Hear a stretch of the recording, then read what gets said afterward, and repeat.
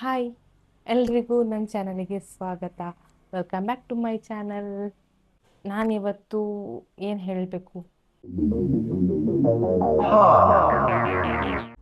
ನಾನಿವತ್ತು ಒಂದು good news ಹೇಳಲಿಕ್ಕೆ ಬಂದಿದ್ದೀನಿ. ನಿಮಗೆ ಗೊತ್ತಾಗಿರ್ಬೋದು ಏನು ಗುಡ್ ನ್ಯೂಸ್ ಅಂತ ಹೇಳಿ, ಆದರೂ ಹೇಳ್ತಾ ಇದ್ದೀನಿ. ನನ್ನ ಡೆಲಿವರಿ ಆಯಿತು. ಡೆಲಿವರಿ ಆಗಿ ಇವತ್ತಿಗೆ 4 ದಿನ ಆಯಿತು. 2ನೇ ತಾರೀಕಿಗೆ ಡೆಲಿವರಿ ಆಯಿತು.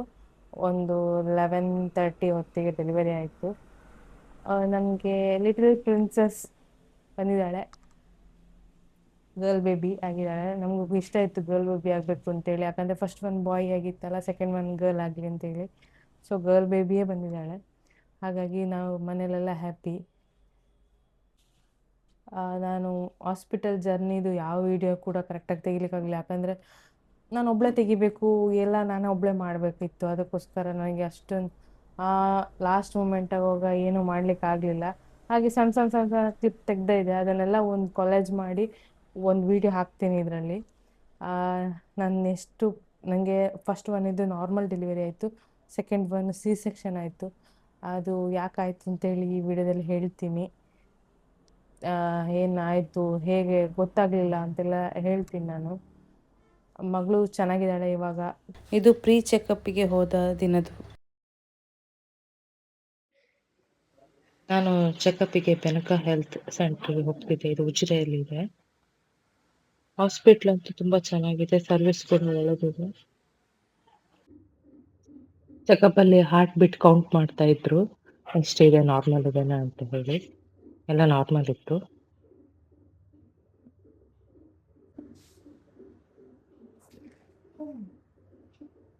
ನನ್ನ ಮಗನನ್ನು ಇದ್ರೊಳಗೆ ಕರ್ಕೊಂಡೋಗಿದ್ದೆ, ಆ ಹಾರ್ಟ್ ಬಿಟ್ ಕೇಳಲಿ ಅಂತೇಳಿ. ಅವನು ತುಂಬ ಎಕ್ಸೈಟ್ ಆಗಿದ್ದ, ಮಗು ಬರ್ತದೆ ಅಂತೇಳಿ. ಹಾಗೆ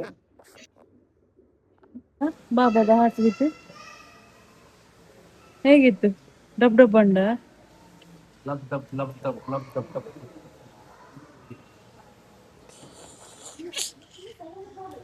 ಇವಾಗಷ್ಟೇ ಹೊರಗೆ ಬಂದ್ವಿ. ಆಯಿತು ಚೆಕಪ್ ಎಲ್ಲ. ಹಸ್ಬೆಂಡ್ ಕಾರ್ ತಗೊಂಡ್ಬರ್ಲಿಕ್ಕೆ ಹೊರಟಿದ್ದಾರೆ. ನನ್ನ ಮಗ ಇಲ್ಲೇ ಇದ್ದೇನೆ. ಎಲ್ಲ ನಾರ್ಮಲ್ ಇದೆ ಅಂತ ಅಂದಿದ್ದಾರೆ. ಚೆಕಪ್ಗೆ ಹೋದಾಗ ಸ್ಕ್ಯಾನಿಂಗ್ ಎಲ್ಲ ಮಾಡಿದ್ರು. 1 ವಾರ ಅಂತ ಹೇಳಿದ್ದಾರೆ, ನೋಡ್ಬೇಕು. ಇದು ಪಡ್ ಹಾಂ ಹಾಂ. Hi friends. ಹಾಂ, ಇವತ್ತು ನಾವೆಲ್ಲಿಗೆ ಹೋಗಿದ್ವಿ? ಹಾಂ, ಹಾಸ್ಪಿಟ್ಲಿಗೆ ಹೋಗ್ಲಿಲ್ವಾ? ನೀನು ಡಾಕ್ಟ್ರ್ ಹತ್ರ ಎಲ್ಲ ಮಾತಾಡ್ಲಿಲ್ವಾ? ಇಲ್ವಾ? ನಾನು ಎಕ್ಸೆಲ್ ಸ್ಕೂಲಲ್ಲಿ ಓದೋದೆಲ್ಲ ಹೇಳಿದ್ದಿ. ನೀನು LKG ಅಲ್ವಾ? LKG ಅಂತ ಹೇಳಿಕ್ಕಾಗೋದಿಲ್ವಾ? ಹಾಂ, ಇದಿಷ್ಟು 1 ತಾರೀಕಿಗೆ ಆಯಿತು, ಅಂದರೆ ಸಾಟರ್ಡೆ ಮಾರ್ನಿಂಗಿಂದ. ಅಂದರೆ ಹಸ್ಬೆಂಡ್ ಬಂದಿದ್ರಲ್ಲ ಅವಾಗಿಂದ ಆಯಿತು. ನೆಕ್ಸ್ಟ್ ಇದು ವಿಡಿಯೋನು ಇವಾಗ ಹಾಕ್ತೀನಿ. ಅಂದರೆ ಜಾಸ್ತಿ ಏನಿಲ್ಲ, ಮನೇಲಿ ಏನಾಯಿತು, ನೆಕ್ಸ್ಟ್ ಏನು ಮಾಡಿದ್ವಿ ಅಂತೇಳಿ ಅಷ್ಟೇ ಇದೆ, ಬೇರೆ ಏನು ವಿಡಿಯೋ ಇಲ್ಲ. ಮಧ್ಯಾಹ್ನಕ್ಕೆ ಸ್ಪೆಷಲ್ ಹಸ್ಬೆಂಡ್ ಇದ್ರು ಅಂತೇಳಿ ಚಿಕನ್ ಗ್ರಿಲ್ ಮಾಡಿದ್ವಿ. ಇದು ಹೇಗೆ ಮಾಡಿದ್ದೆ ಅಂತೇನೇನು ತೆಗಿಲಿಲ್ಲ ನಾನು ವಿಡಿಯೋ. ನೆಕ್ಸ್ಟ್ ಟೈಮ್ ಮಾಡಿದರೆ ಶೇರ್ ಮಾಡ್ತೀನಿ. ಮಧ್ಯಾಹ್ನ ಊಟ ಆದ ನಂತರ ಅವಾಗನೇ ಸ್ವಲ್ಪ ಲಿಕ್ವಿಡ್ ಹೋದಾಗ ಅನ್ನಿಸ್ತು, ವಾಟರ್ ಬ್ರೇಕ್ ಆದಾಗೆ. ಅಮ್ಮನ ಹತ್ರ ಅಂದಿದ್ದೆ ವಾಟರ್ ಬ್ರೇಕ್ ಆಗಿದೆ ಕಾಣಬೇಕು ಅಂತೇಳಿ. ನನಗೂ ಗೊತ್ತಾಗ್ತಿಲ್ಲ ಅದು ವಾಟರ್ ಬ್ರೇಕೇನ ಅಲ್ಲ ಬೇರೆ ಏನಂತೇಳಿ. ನೆಲದಲ್ಲಿ ಕೂತ್ಕೊಂಡು ಎದ್ದಾಗ ಈ ಥರ ಆಯಿತು. ಯೂರಿನ್ ಕೂಡ ಆ ಥರ ಆಗುತ್ತೆ, ಮೇ ಬಿ ಅದು ಅಂತ ಅಂದ್ಕೊಂಡೆ. ಸೊ ನನಗೆ ಅಮ್ಮ ಬಂದು ಪೇಯ್ನ್ ಬರ್ತಾಯಿದೆ ಅಂತ ಕೇಳಿದರು. ಇಲ್ಲ, ಸ್ವಲ್ಪ ಸೊಂಟ ಸಿಡಿದಾಗ ಆಗ್ತದೆ ಅಂತ ಅಂದೆ ಅಷ್ಟೇ. ಮೇ ಬಿ ಅದೇ ಇರ್ಬೋದು ಏನೋ ಅಂತ ನನಗೂ ಕನ್ಫ್ಯೂಷನ್ ಆಯಿತು. ಕೇಳಿದೆ ಏನು, ಅದನ್ನು ಮೇ ಬಿ ಇರ್ಬೋದು ಹಾಗೆ ಎಲ್ಲ ಹೇಳ್ತಾ ಇತ್ತು. ಸೊ ನಾನು ಸ್ವಲ್ಪ ನೆಗ್ಲೆಕ್ಟ್ ಮಾಡಿದೆ ಕಾಣಬೇಕು. 6 o'clock ಅವಳ ಹಸ್ಬೆಂಡು 3 ಗಂಟೆಗೆ ಹೊರಟಿದ್ರು ಬೆಂಗಳೂರಿಗೆ. ಅಂದರೆ ಅವರಿಗೆ ನೆಕ್ಸ್ಟ್ ಡೇ ಡ್ಯೂಟಿ ಇತ್ತು. ಹಾಗಾಗಿ ಅವರಿಗೆ ಇದು ಮಾಡಬೇಡ ಅಂತೇಳಿ ಸುಮ್ಮನಾದೆ. ಸರಿ, ಅವ್ರು ಹೋದರು 3 ಗಂಟೆಗೆ. ಎಮರ್ಜೆನ್ಸಿ ಇದ್ದರೆ ಬರ್ತೀನಿ ಅಂತಂದರು. ನಂಗೆ ಕಳಿಸ್ಲಿಕ್ಕಂತೂ ಸತ್ಯ ಮನಸ್ಸೇ ಇರಲಿಲ್ಲ, ಹೋಗಬೇಡಿ ಹೋಗಬೇಡಿ ಅಂತಂದೆ. ಮತ್ತು ಇಲ್ಲ, ರಜೆ ಇಲ್ಲ, ಹೋಗಲೇಬೇಕು ಅಂತಂದರು. ಸೊ ಅದಾದ ನಂತರ 6 o'clock ತನಕ ವೆಯ್ಟ್ ಮಾಡಿದೆ. ವಾಟ್ರ್ ಇದಾಗ್ತಿತ್ತು. ನನಗೆ ಯಾಕೋ ಭಯ ಆಯಿತು. ಅಮ್ಮ ಅಂತಂದೆ, ಹೋಗುವ, ಜಾಸ್ತಿ ಇದು ಬೇಡ, ರಿಸ್ಕ್ ಬೇಡ ಅಂತೇಳಿ ಅಂದೆ. ನೆಕ್ಸ್ಟ್ ಅಲ್ಲಿಂದ ಬಂದ್ವಿ, ಹೊರಟು 8 ಗಂಟೆ ಆಗೋವಷ್ಟಿಗೆ ರೀಚ್ ಆದ್ವಿ ಇಲ್ಲಿ ಬೆನಕ್ ಹಾಸ್ಪಿಟ್ಲ್, ಅಲ್ಲಿ ರೀಚ್ ಆದ್ವಿ. ಅಲ್ಲಾದ ನಂತರ ಅದನ್ನು ಚೆಕ್ ಮಾಡಿದ್ರು, ಚೆಕ್ ಮಾಡುವಾಗ ವಾಟರ್ ಬ್ರೇಕ್ ಆಗಿದೆ, ಇಷ್ಟು ಹೊತ್ತು ಏನು ಮಾಡಿದ್ರಿ ಅಂತೇಳಿ ಸ್ವಲ್ಪ ಹೇಳಿದರು. ತುಂಬ ಲೇಟ್ ಆಯಿತು ಅಂತೇಳಿ ಅಂದರು. ಓಕೆ, ಪೇಯ್ನ್ ಬರಲಿಕ್ಕೆ ಮೆಡಿಸಿನ್ ಕೊಟ್ಟಿದ್ದಾರೆ. ಇದು ಪೇಯ್ನಿಗೆ ಅಂತೇಳಿ ಮೆಡಿಸಿನ್ ಕೊಟ್ಟಿದ್ದಾರೆ ನನಗೆ. ಮ್ಯಾಕ್ಸಿಮಮ್ 4 ಅವರ್ಸ್ ಬೇಕು ಪೇಯ್ನ್ ಬರಲಿಕ್ಕೆ. ಆದರೂ ನಾನು ಯಾಕೋ ಸಿ ಸೆಕ್ಷನ್ನಿಗೆ ಸ್ವಲ್ಪ ಭಯಪಟ್ಟು ಓಕೆ ಇದನ್ನೇ ಹಾಕಿ ಟ್ರೈ ಮಾಡುವ ಅಂತ ಹೇಳಿ ಡಾಕ್ಟರ್ ಕನ್ವಿನ್ಸ್ ಮಾಡಿ ಹಾಕ್ಸ್ಕೊಂಡದ್ದು. ಮತ್ತು ಪೇಯ್ನ್ ಬಂದಿರಲಿಲ್ಲ. Half an hour 1 hour wait ಮಾಡಿದರು, ಪೇಯ್ನ್ ಬರಲಿಲ್ಲ. ಪೇಯ್ನ್ ಸ್ವಲ್ಪ ಸ್ವಲ್ಪ ಬರ್ತಾಯಿತ್ತು ಅಷ್ಟೇ. ಮತ್ತು ಪೆಲ್ವಿಕಲ್ಲಿ ಅವಳ ಹೆಡ್ ಕೂತ್ಕೊಂಡಿರಲಿಲ್ಲ, ಫಿಕ್ಸ್ ಆಗಿರಲಿಲ್ಲ. ಸೊ ರಿಸ್ಕ್ ತಗೊಳ್ಳೋದು ಬೇಡ, ಮತ್ತು ಡ್ರೈ ಲೇಬರ್ ಆಗ್ತದೆ ಅಂತೇಳಿ ಅಮ್ಮನೂ ಅಂದರು. ಅದೆಲ್ಲ ರಿಸ್ಕ್ ಆಗ್ತದೆ. ಸರಿ, ಓಕೆ, ಸಿ ಸೆಕ್ಷನ್ ಮಾಡುವ ಅಂತೇಳಿ ಮತ್ತು ಸಿ ಸೆಕ್ಷನಿಗೆ ಓಕೆ ಅಂದೆ. ಮತ್ತು ನಿಜವಾಗ್ಲೂ ಇಷ್ಟ ಇರಲಿಲ್ಲ ಸಿ ಸೆಕ್ಷನ್ ಅಂದರೆ. ನಾರ್ಮಲ್ಸ್ ಇದಾಗಿ ಮತ್ತೆ ಸಿ ಸೆಕ್ಷನ್ ಮಾಡಲಿಕ್ಕೆ ನನಗೆ ನಿಜವಾಗ್ಲೂ ಇಷ್ಟ ಇರಲಿಲ್ಲ.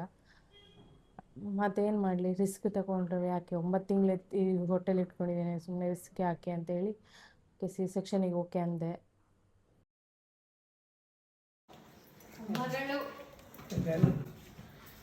ಹೌದು, ಅವಳು ಫುಲ್ ಮೇಲೆ 3 ಜನ ಪುಷ್ ಕೊಟ್ಟು ಮೇಲೆ ಬಂದದ್ದು. ಇಲ್ಲಿ ಕೆಳಗಿಂದ ಬರ್ತಿತ್ತಾ?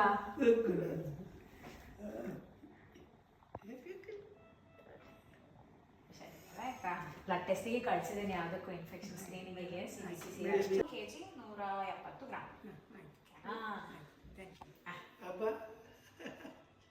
ಅದು ಸಹ ಆಗಿರಲಿಲ್ಲ.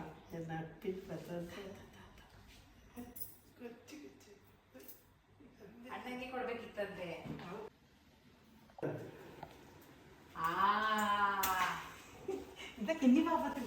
ಕಿನ್ನಿ ಪಾಪ ಬಂಡಾರ ಮಿಡ್ನೈಟ್ ಹತ್ರ ಆಗಿತ್ತು ಕೊಡುವಾಗ ಮಗುವನ್ನು. ಸೊ ನನ್ನ ಮಗ ಫುಲ್ಲು ನಿದ್ದೆಯಲ್ಲಿತ್ತು. ಕಣ್ಣು ಬಿಡ್ತು ತೋಂದಿಲ್ಲ, ಜೋರ್ ನಿದ್ರೆ. ತುಲಿ ಕಿನ್ನಿ ಪಾಪ ತುಲಿ ಇರು ಬಾಲೆ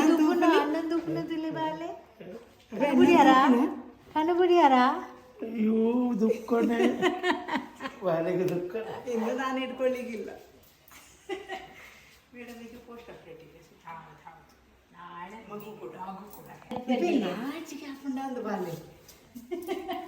ಡೆಲಿವರಿ ಎಲ್ಲ ಆಯಿತು. ನಾರ್ಮಲ್ ಒಂದು ಸಿ ಸೆಕ್ಷನ್ ಒಂದು ಸ್ವಲ್ಪ ಕಷ್ಟ ಆಗ್ತದೆ. ಒಂದು 2 ಡೇಸ್ 3 ಡೇಸ್ ಕಷ್ಟ ಆಗುತ್ತೆ. ಅದು ಹೊರಗಡೆ ನೋವಲ್ಲ, ಪರವಾಗಿಲ್ಲ, ಹೆಂಗೆ ಎರಡೂ ಒಂದೇ ಅಂತ ಅನ್ನಿಸ್ತದೆ. ನಾರ್ಮಲ್ ಒಂದು ಸಿಸೇರಿಯನ್ ಒಂದೇ, ಆದರೆ ಸ್ವಲ್ಪ ಇಂಜೆಕ್ಷನ್ ಎಲ್ಲ ಜಾಸ್ತಿ ತಿನ್ನಬೇಕಾಗ್ತದೆ. ನಾರ್ಮಲಲ್ಲಿ ಅಷ್ಟೇನು ಇದು ಮಾಡಬೇಕು ಅಂತ ಇಲ್ಲ. ಅದೇ ಡಿಫ್ರೆಂಟ್ ಅಂತ ಅನ್ನಿಸ್ತು ಅಷ್ಟೇ ಡಿಫ್ರೆನ್ಸ್.